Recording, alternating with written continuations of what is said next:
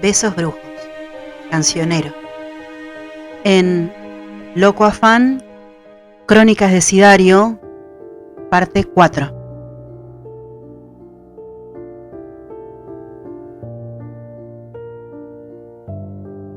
El beso a Joan Manuel.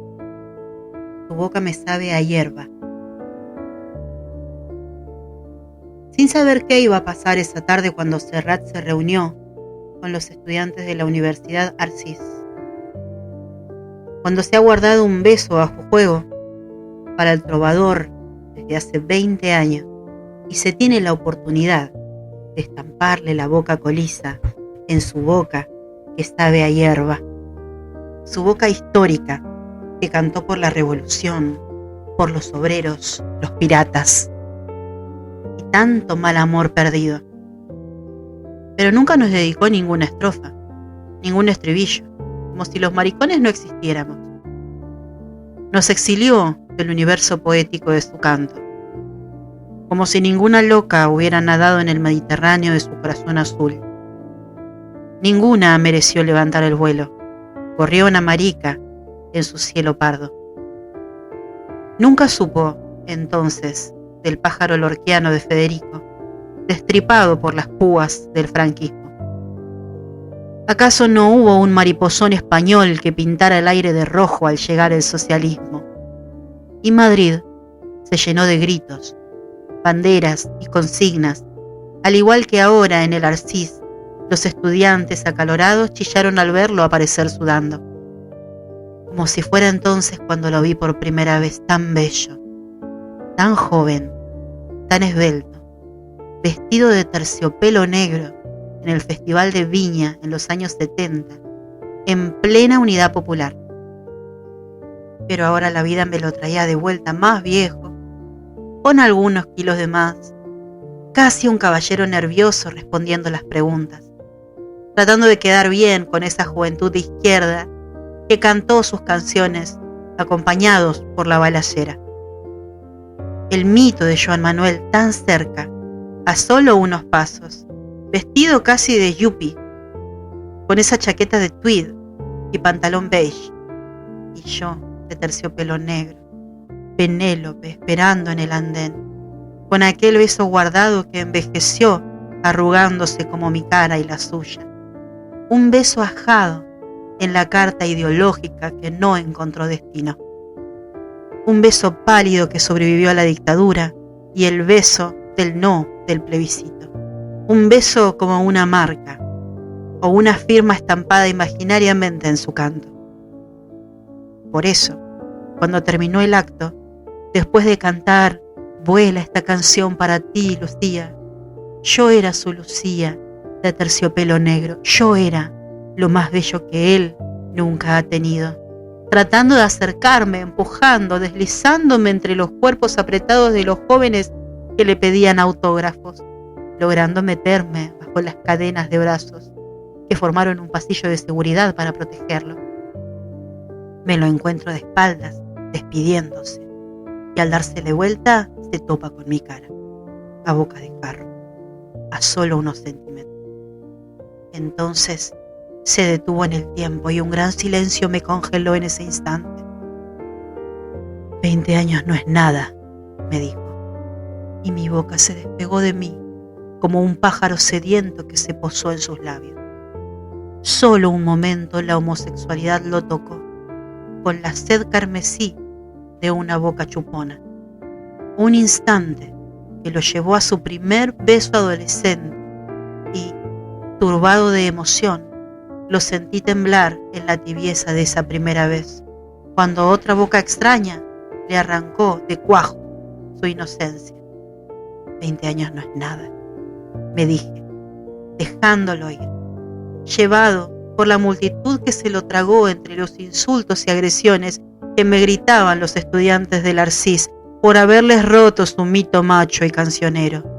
20 años no es nada, le contesté medio sonámbulo a una fan que quería arañarme por lo que le había hecho a su ídolo. 20 años no es nada, mi catalán, seguí pensando mientras salía de ese lugar empujado por los estudiantes, sabiendo que esa Era la primera y última vez que lo tuve en mis brazos, sabiendo que nunca más olvidaría esa visita a Chile. Y cada vez que cante Lucía, mi beso cantará su boca como una flor extraña que se sentirá enredarse en palabras. Mi beso será un recuerdo prohibido, como una luna sodomita que arañó su mar.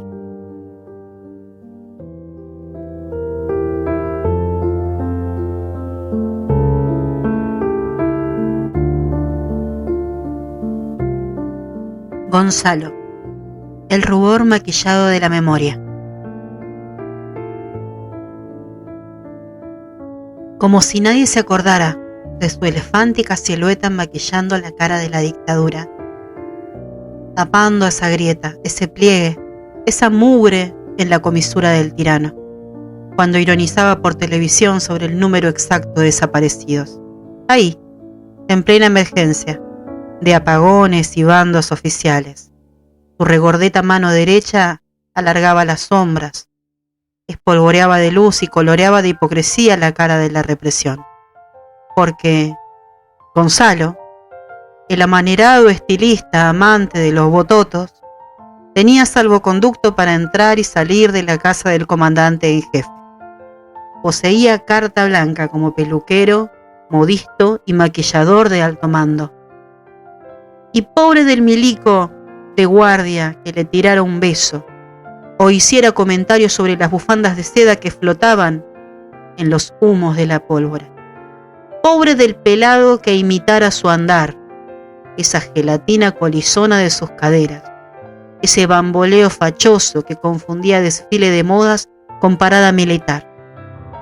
Cuando altivo cruzaba bajo los sables, rindiéndole honores a la patria con los aleteos de su estuche cosmético. Así, Gonzalo, o Gonza, como le decía la primera dama preocupada, antes de salir por cadena nacional de televisión. ¿No crees tú que ese traje Chanel color carne es muy violento para aparecer hablando sobre el hambre? ¿No crees, Gonza, que el rubor es demasiado rojo? Ay, Gonza, arrégleme el sombrero caído al ojo que tengo miope. Ay, no, Gonza, no me eches tanto azul, que parezco la Bataclana de Eva Perón. Entonces, el afirulado estilista iba y venía con su acuarela Princeton, pintando de tornasol los discursos oficiales, retocando las púas del alambrado paisaje nacional, eligiendo el tono manzana yuppie para acentuar la prosperidad del régimen, irradiando de fresas estivales el crudo invierno dictatorial, que en la periferia arrumbaba cadáveres sin maquillaje. Con la llegada de la democracia nadie pudo imaginar a este mismo personaje embetunado el reverso de la moneda. Nadie pareció notar la levedad cetácea de su desplazamiento político, aunque el gran vacío dejado por su gordura provocó tristezas en las filas militares. Esos raros son todos traicioneros, decía la ex primera dama pintándose sola, enrabiada por el enredo de mejunjes y coloretes que inútilmente trataba de combinar para recomponer la derrota. Era un cínico, yo lo sabía, diciéndome señora Lucy por aquí, señora Lucy por allá, que el sombrero marrón le queda regio porque usted tiene esa finura, ese charme, esa prestancia, ese estilo de reina que nació con sombrero. Nadie supo cómo Gonzalo, aprovechando la amnesia local y los festejos por el triunfo de la Concertación, se cambió de fila o se agarró la cola de la bienvenida democracia. En el tumulto de muchos que vieron aguarse los privilegios de Laura Castrense, pasó colado, agregándose rosa al arcoíris de Elwin.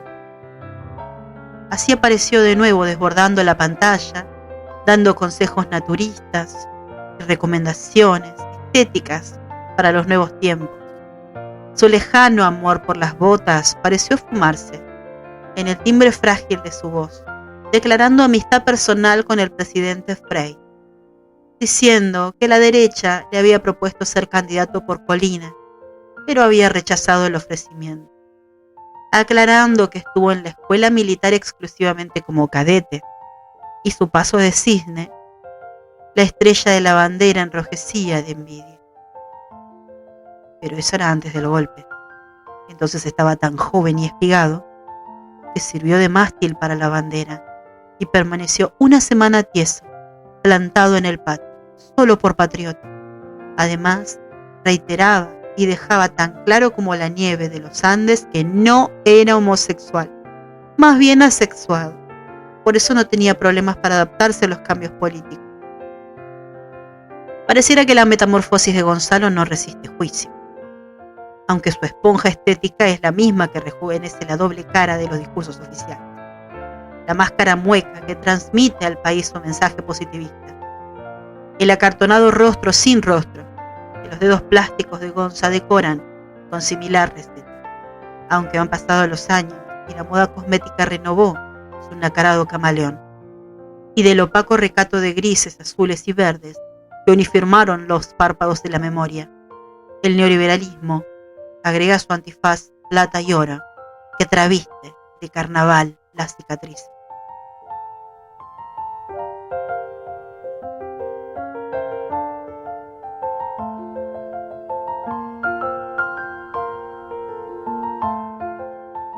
Rafael, o la pose amanerada del canto.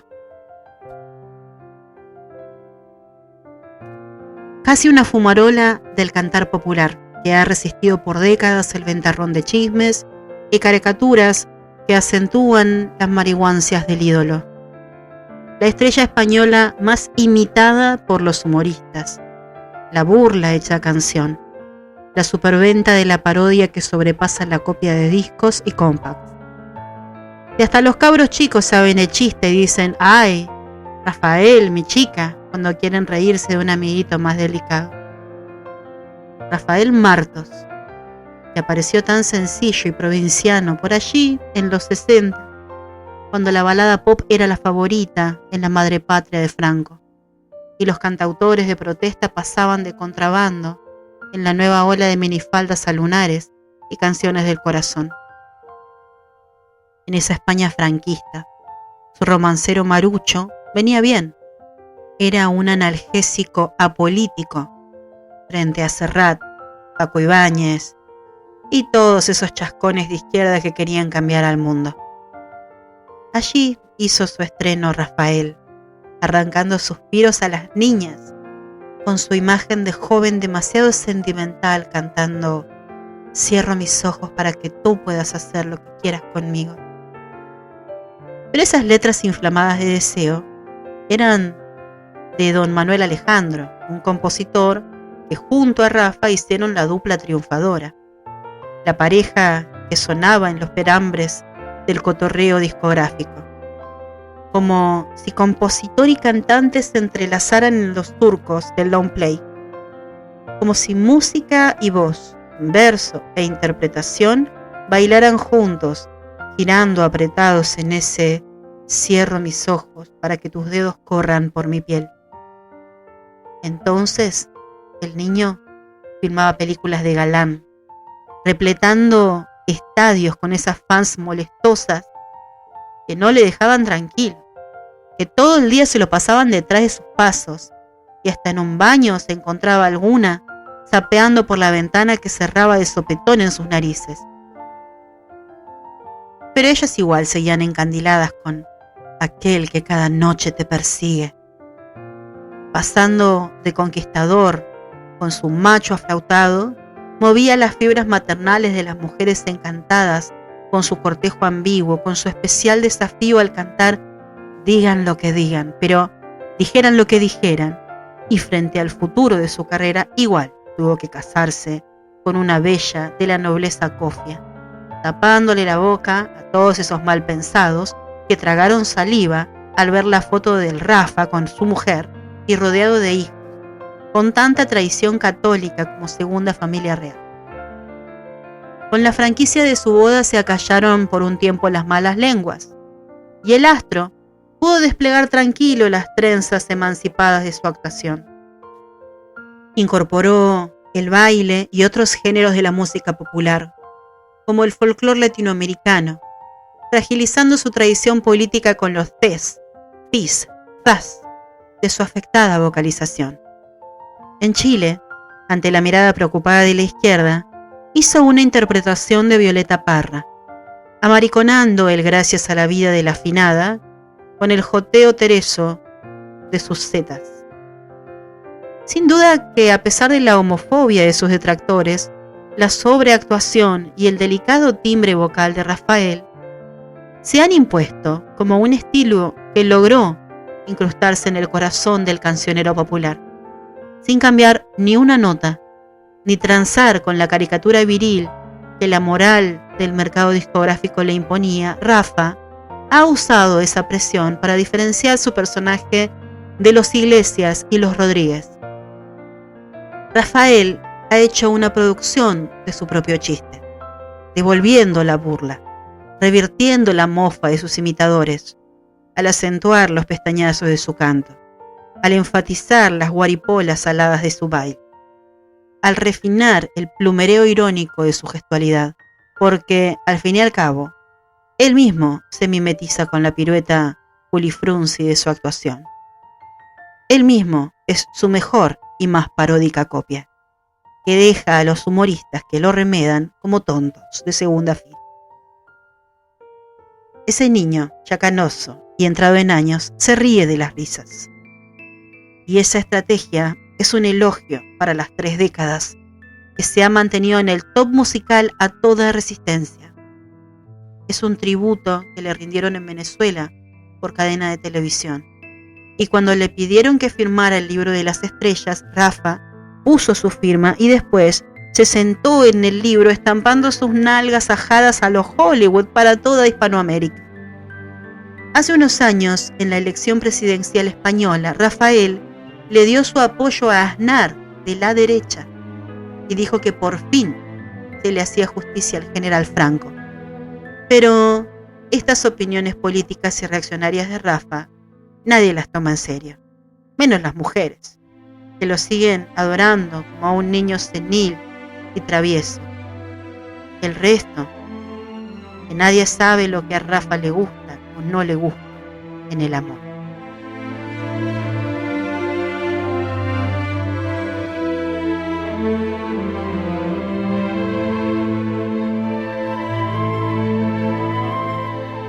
Rock Hudson, o la exagerada pose del astro viril.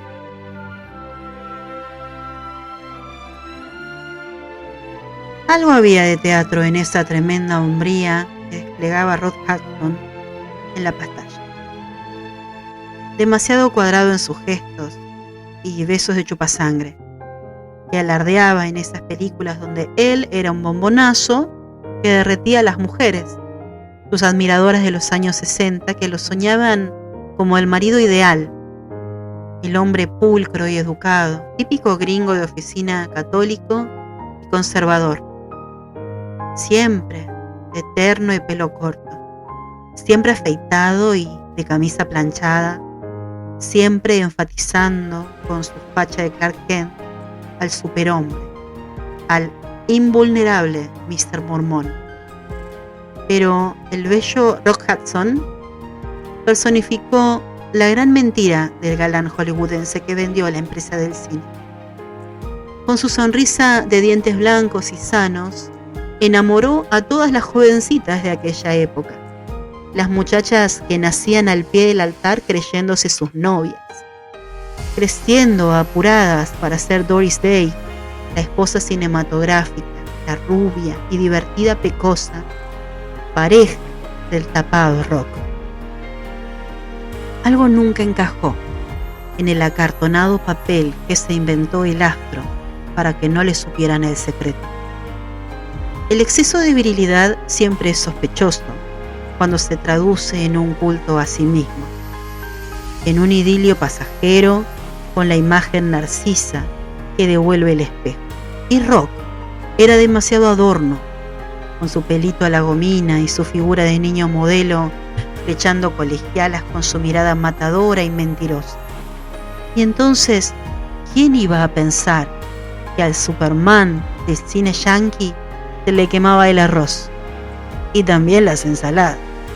Porque a la larga se hace insoportable el peso del teatro masculino y los besos en la pantalla son huevos sin sal que el amado Rock tuvo que padecer en su larga y exitosa carrera de novio enamorado.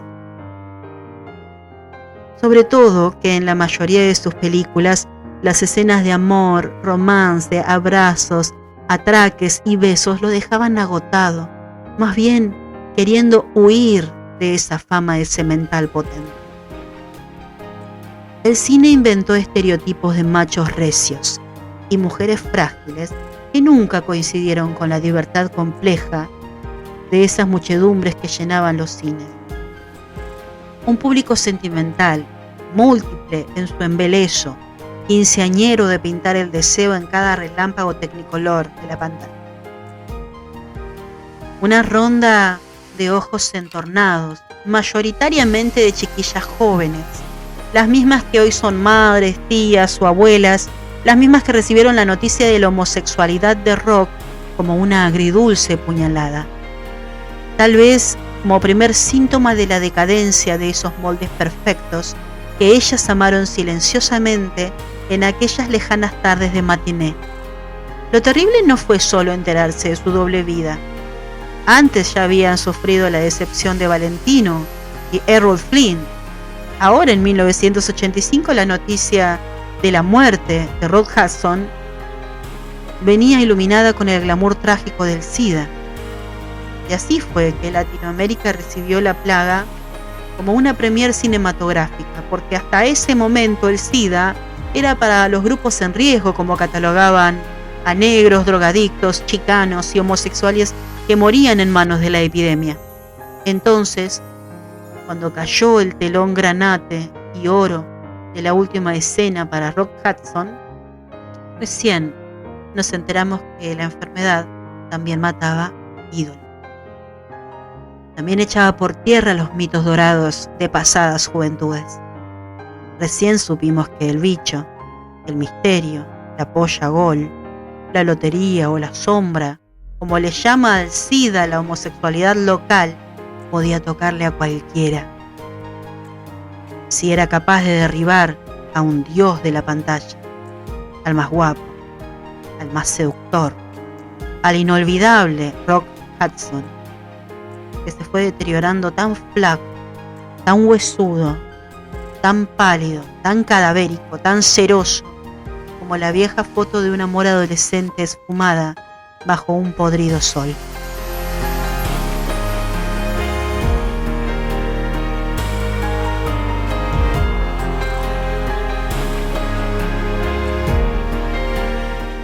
Aquellos ojos verdes, a ese corazón fugitivo de Chiapas. Tal vez porque supe tu saludo al Frente Homosexual de Cataluña, donde una loca amiga recortó tu mirada de pasamontañas para pegarla en el telón blanco de su amor revolucionario. Quizás fue por eso, porque nunca tuvimos un Che Guevara propio, ni estrellas rojas en el amanecer nublado de Cuba. Y la montaña sandinista nos resultó demasiado empinada para el delicado aguante mariposa. Quizás porque los héroes del marxismo macho nunca nos tuvieron paciencia y prefirieron bailar solos, ideológicamente solos, la ranchera baleada de su despedida. Por eso, querido Marcos, en esta esquina de la modernidad, donde casi no quedan estatuas que apunten al cielo con su puño cerrado, en este vértice de siglo, donde se venden las causas minoritarias en un revoltijo de plumas, condones y sostenes feministas. Ahora que tu México indio y pobre llega a Chile con peluca rubia de cambalache, como si fuera una piñata nafta que trafica Televisa, repartiendo imágenes de Acapulcos coloridos y mariachis tecno. La postal Cuate, donde la vida se empaqueta en teleseries gritonas y festivales de bikinis. La México-manía que consume el neoliberalismo chilensis, hartándose de tacos y enchiladas. Los mismos ciúticos que ayer odiaban el chulerío picante de tu marimba azteca. La nueva clase pirula que saca pasajes para tostarse en Cancún, buscando un México light sin problemas sociales ni revueltas del pasado. Menos esas guerrillas que ahuyentan la inversión extranjera, ni esos pequeños sueños de justicia que la modernidad etiqueta de nostalgia. Porque el tercer mundo se totaliza capital y su luz metálica apenas eclipsa el fuego verde de tus ojos. Entonces, tu comandante empuña la 30-30 y se levanta contigo el indiaje zapatista. Así fuera ayer la rebelión tizna de pólvora, la pantalla del noticiario y la foresta de Chiapas es el nuevo pulso que despierta en un alboroto de pájaros, solo que no es ayer y los pájaros son helicópteros que zumban fatídicos por tu cabeza. No es ayer, lo repiten los ultimátums oficiales, porque los Villas y Zapatas yacen pegados a los murales que fotografían los turistas. Pero igual sigues desafiando corajudo al nuevo orden. Igual sigues inventándole personajes a tu perseguido anonimato. Por ahí declaras que fuiste travesti en Barcelona, traficante en el Times Square y pirata aéreo en el Cairo. Que nunca nadie dio con tu verdadero rostro, porque la revolución no debe tener un rostro.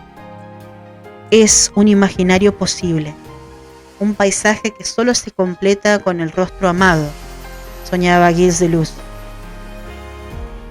Solo conocemos vestigios de selva que enmarcan tu mirada, solo esos dejas ver, con ese color turquesa entre las pupilas azabaches.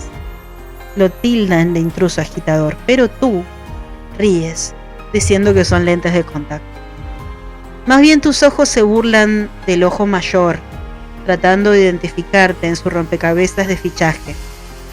Tus ojos se mofan de la vigilancia y su stock de narices, orejas y bocas que tratan de encajar en la calavera prófuga de la calavera camuflada que requiere un rostro para el castigo, porque el poder necesita un rostro para clavetear tu fotorrecompensa. El poder te viste de caras para proclamar tu ansiada captura. Por eso el empadronamiento mexicano improvisa una máscara y la reparte al mundo por Televisa, tranquilizando a los socios del NAFTA, enfatizando que la rebelión está controlada y ese tal Marcos está plenamente identificado. Y tú, escondido quién sabe dónde, contestas que no eres tan feo, que se guarden ese Frankenstein para sus pesadillas. Pareciera que el corazón de Chiapas pende de un hilo, acorralado por el blindaje. Mientras tanto, mi amiga loca de Barcelona retrasa su reloj, suspende la hora del noticiario porque no quiere conocer tus ojos sin pasamontañas. No quiere ver la pendiente suave de tu mejilla, ni la lija de tu barba a medio crecer por los días y días acosado por los perros del ejército mexicano. Escondido, cansado, travestido de india o caminante que no duerme, que no puede pegar el sueño y anda despierto. Y los bellos ojos irritados por el polvo aún chispeas de esmeraldas en los humos del emplumado amanecer. Nota: Marcos recibió este texto en Chiapas y le gustó mucho, pero solamente un detalle le causó gracia. Él dijo que no tenía los ojos verdes.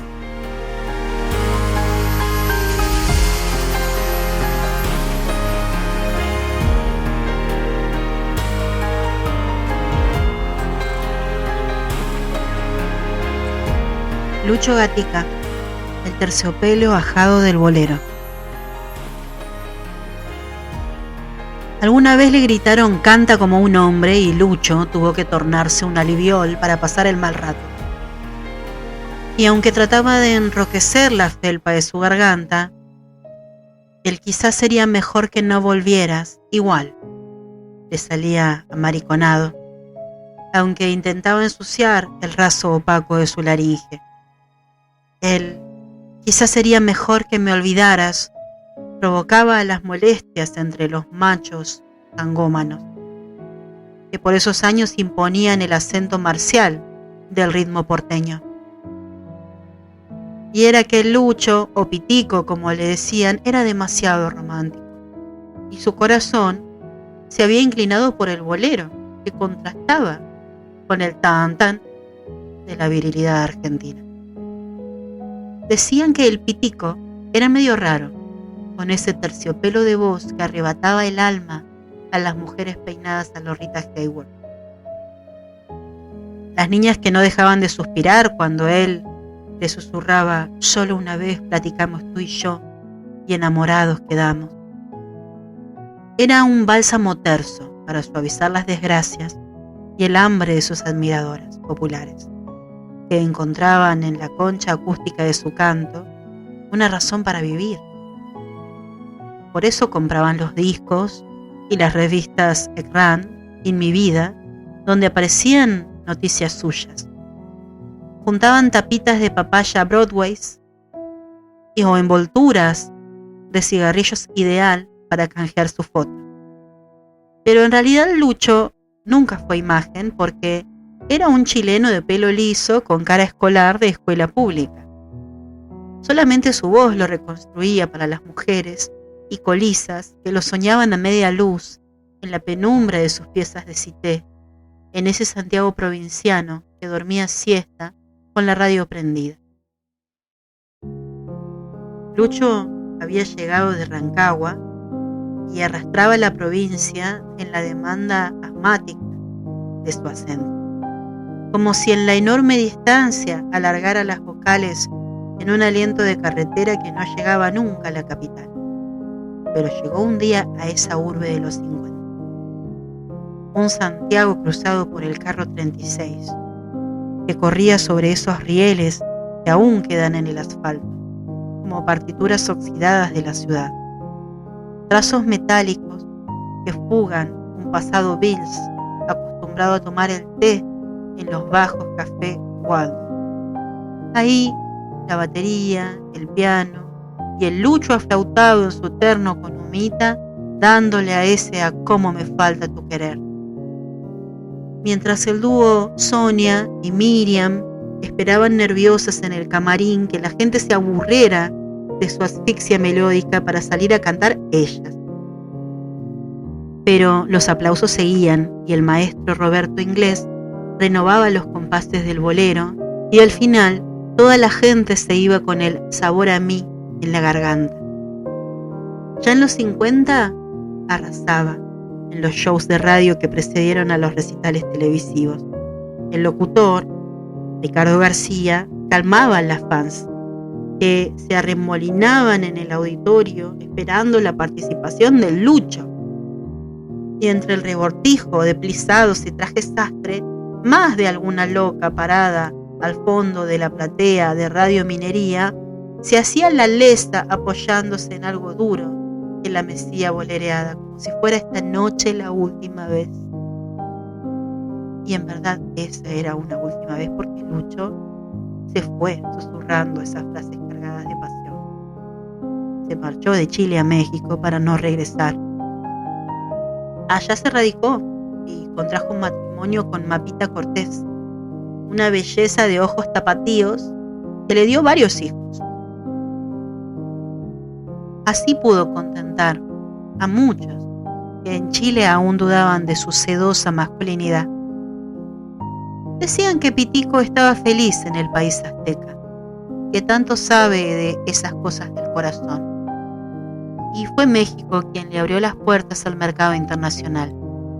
Se hizo tan famoso que hasta la mirada turquesa de Ava Gardner pidió silencio al público porque quería escuchar al señor Gatica en un lujoso club de Acapulco, donde las stars de Hollywood iban a adorar sus esplendores.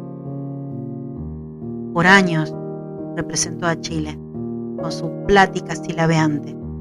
Era un embajador que hizo creer a todo el mundo que los chilenos hablamos así.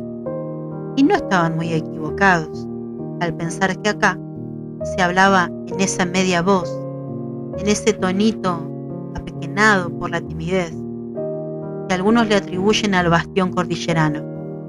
Así, Lucho Se fue por el mundo y por mucho tiempo lo único que sabíamos de él eran sus triunfos como cantante nacional que había logrado atravesar la frontera, llevando nuestra frágil conversa por los escenarios internacionales.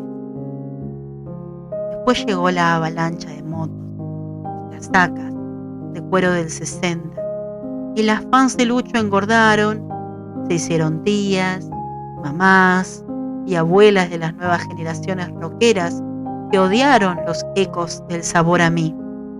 Los discos se fueron quebrando y Pitico desapareció, tragado por los sones vibrantes de la tecnología electrónica. Su melódica queja sucumbió con el alto voltaje que por contraste apagó susurro de Lucho. Al parecer, el canto se estranguló a sí mismo. Y mientras más intentaba sacar el sonido, las cuerdas vocales se negaban a vibrar con el pétalo dulce que carraspeaba. Tanto tiempo disfrutamos nuestro amor. Y solo le salía un ahogado ronquido que se apagó definitivamente junto a la nostalgia. Alguna vez que volvió a Chile fue un desastre, la decepción de la memoria. Invitado al Festival de la Canción de Viña, Lucho ya había perdido el guante de su voz.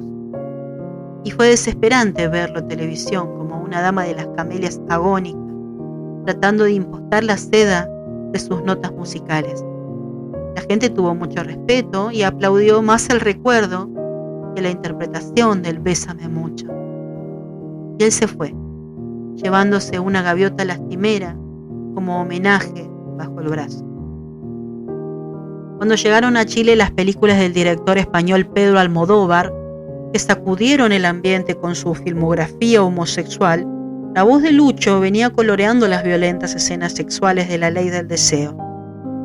El bolero Lo Dudo ponía punto final al feroz coito efectuado por un director de cine y un chico que lo amaba, y le hizo comprender que todo el bien y todo el mal. También en la película Entre Tinieblas, donde la madre superiora de un convento se enamora de una prostituta. La voz de Lucho es doblada por la monja que le canta muda a su amada. Cariño como el nuestro es un castigo. Pero nada de esto dice, es solo un pretexto para recortar el perfume de su flauta en las imágenes de Almodóvar que lo traen de contrabando a Chile. Algo de este cine sucio emparenta el deseo suplicante de Lucho por hacerse oír, cuando el remake lo retorna amplificando en la banda de sonido. Un maquillaje para la cuerda floja de su voz, como alarido náufrago que rebota en el pasado llamándolo. Pero no tardes mucho, Lucho, por favor, que la vida es de minutos nada más, y la esperanza de los dos es la sinceridad.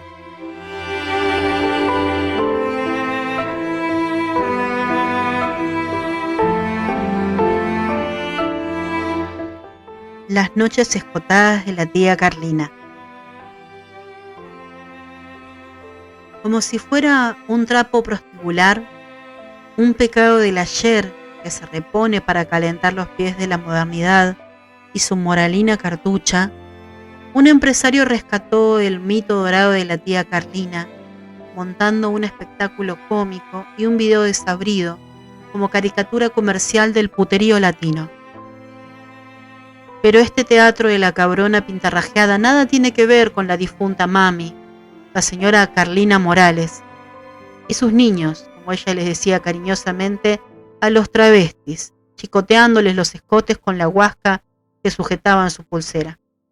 Porque no había nadie tan recta como la señora, nadie tan preocupada como ella de la apariencia de los niños, revisando sus trucos, sus amarres de testículos, sus rellenos de busto cuando no existía la silicona, sus moños de nido y esos largos vestidos de lamé arremangados en el rock de Bill Haley, porque a ella no le gustaba la minifalda. Era muy recatada en esas cosas porque el salón siempre estaba lleno de gente fina, intelectuales y turistas, y más de algún diputado había pagado caro por ver un cuadro plástico, un porno real en la pieza VIP, el reservado secreto donde la india Patty ensartaba locas a la vista y paciencia de los políticos que empinaban el vaso de Cuba Libre para resistir el impacto. Entonces, el entonces tenía otro sabor para los viejos políticos que hoy recuerdan esas chimbas. Como si en la añoranza le permitieran el desate que actualmente censuran. Entonces, el Parlamento de Calle Bandera era privilegiado en esas pistas. Del puente a la Carlina era solo un paso de mambo, un brindis extra con la chicha de la piojera para seguir la farra donde la tía, que les reservaba un cómodo lugar para ver el famoso baile de la Suzuki, la odalisca pehuenche o el cascanueces de la Katy, que junto a sus compañeras de oficio formaron el Blue Ballet. Y casi se murió el Club Deportivo de la Universidad de Chile por el alcance del nombre. El ballet azul, tan popular como la Revolución de Fidel, la danza colisa, burlesca y festiva, haciéndole coro a los cambios sociales en el tablado del espectáculo nacional. Sí parecen mujeres, decía la señora de un senador, poniéndose lentes para encontrar alguna presa, algún indicio de próstata en los apretados muslos. Pero quizás ese parecer hembras no dejaba contento al clan marucho que después de los aplausos debía regresar al cuerpo afeitado. Por eso, chaucha a chaucha y escudo con escudo, juntaron las ganancias y volaron a París en busca de una cigüeña quirúrgica que les pariera el milagro.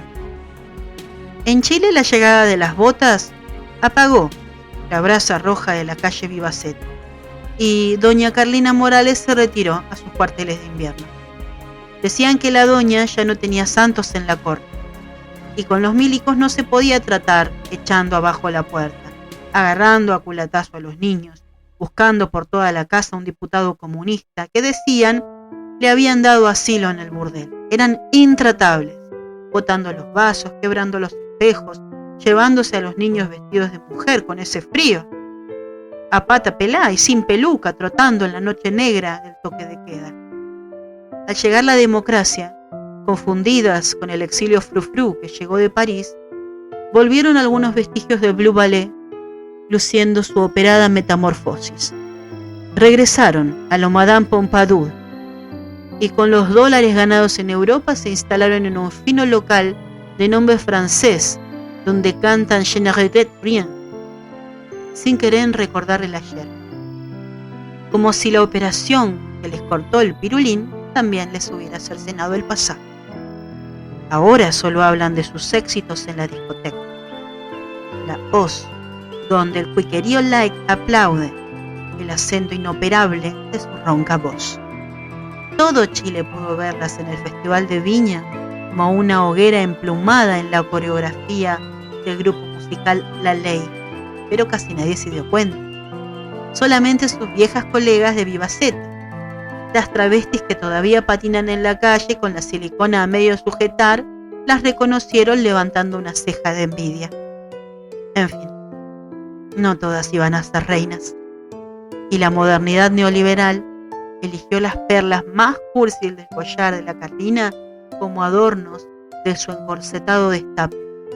Y esos años dorados son un borroso recuerdo donde la política, la cultura y el placer sangloteaban las cálidas noches de Vivaceta 127, donde aún existe la casa vacía, donde aún se escucha el chicote de la tía y los ecos nacarados de aquellos niños que trataban de tú.